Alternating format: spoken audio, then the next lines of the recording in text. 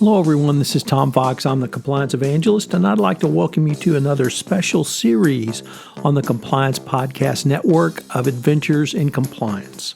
Over the next 5 podcast episodes, we're going to take a look at stories from the Casebook of Sherlock Holmes and what they can tell us and inform us about both leadership and your compliance program. We will consider the 3 Garadevs, the problem of Thor Bridge, the Creeping Man, the Lion's Mane.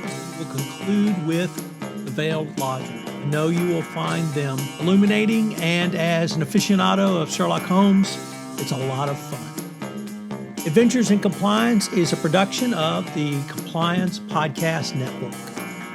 Hello, everyone. Tom Fox back for part 5 of our 5-part exploration of short stories, or rather stories from the Casebook of Sherlock Holmes. Today, we take a look at the Veiled Lodger and empathy in compliance. As you know, over this week, I've been reviewing stories from the Casebook of Sherlock Holmes, taking the lessons learned for the compliance professional, leadership, and business ethics. Today, we consider the Veiled Lodgers. It is one of the shortest stories in this volume and one of the clearest, which show the influence Holmes can bring to bear on the participants in a tale.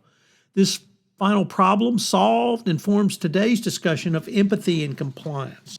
Holmes is visited by Mrs. Marylow, a landlady from South Brixton, who has an unusual lodger who never shows her face as it has been hideously mutilated. This woman, Mrs. Ronder, carries a terrible secret, but will not involve the clergy or the police and will only talk to Holmes about it. Holmes and Watson travel to see Mrs. Ronder, and she is wearing a veil. The mutilation was caused by a planned murder gone awry. She and her lover, Leonardo, used a circus lion to murder her husband, and the lion turned on her, severely disfiguring her. Mrs. Ronder could not bring herself to implicate Leonardo in her husband's murder at the inquest, and is only now telling the story because she believes that she will soon die. Ever since the night of the incident, she has lived alone and veiled. Holmes can only offer advice in this situation, realizing that Mrs. Ronder is contemplating suicide.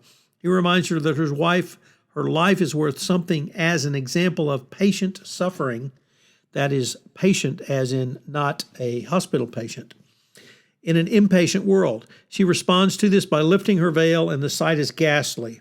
And remember, Dr. Watson was a surgeon in Afghanistan. However, this is where empathy comes in. Holmes sees a bottle of prussic acid on the mantel and tells her, "Keep your hands off it." A few days later, Holmes receives the bottle of acid from Mrs. Ronder. In consideration of what Holmes told her, she apparently thought the better of her planned suicide. I think that this is an important habit for any CCO or compliance practitioner, but not only to practice, but also to master.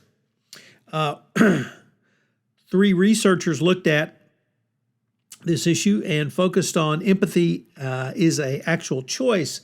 They noted while the exercise of empathy is in practice often far too limited in scope, we dispute the idea that this shortcoming is inherent, a permanent flaw in the emotion itself. We believe that empathy is a choice that we can make to extend ourselves to others. The limits to our empathy are merely apparent and can change sometimes drastically depending on what you want to feel. The authors ended by stating the arguments against empathy rely on outdated view of emotion as a capricious beast that needs to yield to sober reason. Yes, there are many situations in which empathy appears to be limited in its scope, but this is not a deficiency of and in the emotion itself. In our view, empathy is only as limited as we choose it to be.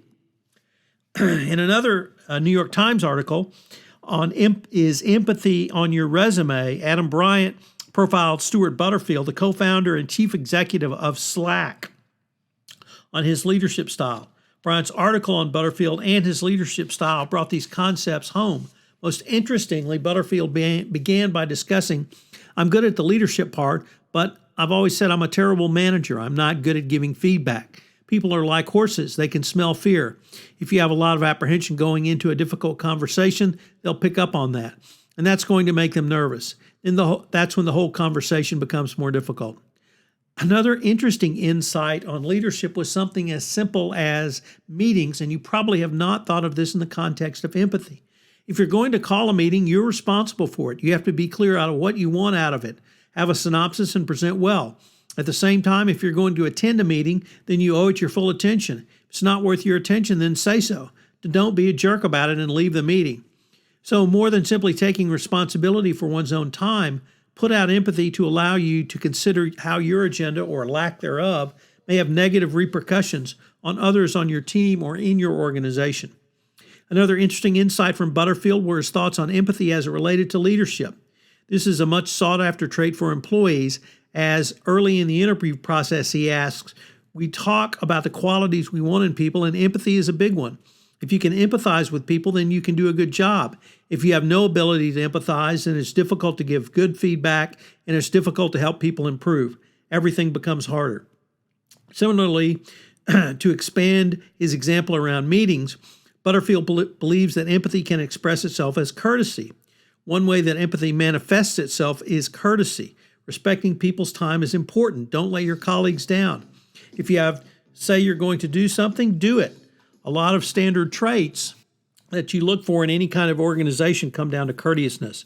It's not about having a veneer of politeness, but actually trying to anticipate someone else's needs and meeting them in advance. Interestingly, theory not only meets practice, but practice has a business application. For those out there who feel leadership skills are ingrained into your DNA, the authors pointed out that likewise in another recent study, 2 psychologists found that people learned that empathy was a skill that could be improved as opposed to a fixed personality trait. They engaged in more effort to experience empathy for racial groups other than their own. Empathy for people unlike us can be expanded, it seems, just by modifying your views about empathy. Yet for the CCO or compliance practitioner, Butterfield pointed out that specific areas where the trait of empathy can yield great respect for you and your position in any corporation. People rarely think of courtesy and respect as leadership skills, but if you can bring these to bear in your compliance practice, you will garner greater influence as not only someone who cares, but someone who cares and gets things accomplished.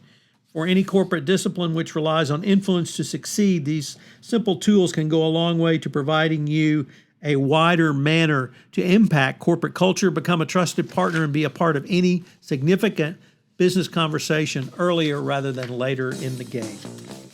I hope you've enjoyed this latest set of 5 stories from the Casebook of Sherlock Holmes as much as I've enjoyed presenting them. For me, reading Holmes is just a pure joy, and I hope I've been able to express my love of Sherlock Holmes in some of these podcasts and also tease out some of the compliance lessons learned. If you have any questions, you can email me at tfox@tfoxlaw.com. Adventures in Compliance will return, and it is a special presentation of the Compliance Podcast Network.